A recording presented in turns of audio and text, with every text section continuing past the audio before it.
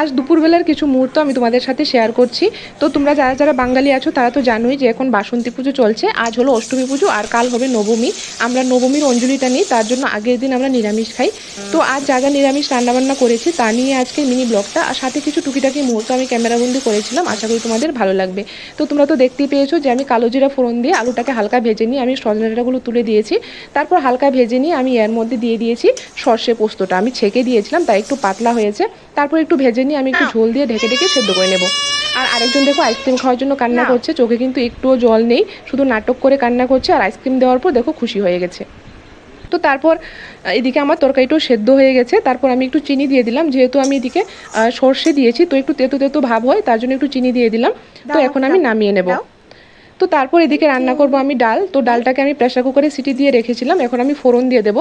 তো ফোড়নের জন্য আমি এখানে 5 ফোড়ন দিয়েছি, আর দিয়েছি 2টা শুকনো লঙ্কা, কাঁচা লঙ্কা, আর একটু আদা দিয়েছি। আদাটাকে হালকা ভেজে নিয়ে আমি ডালটা তুলে দিয়েছি। তো ডালটা দিয়ে তারপর এর মধ্যে লাউটা দিয়ে দিয়েছি। তো লাউ সেদ্ধ হয়ে গেলে লাস্ট মুহূর্তে আমি একটু ঘি দিয়ে নামিয়ে নেব।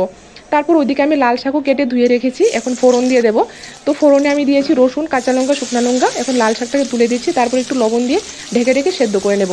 তো এদিকে যেহেতু শাক সেদ্ধ হতে সময় লাগবে, ততক্ষণে আমি ছেলেকে খাইয়ে ঘুম পাড়িয়ে দিচ্ছি। তো আজকের জন্য টাটা।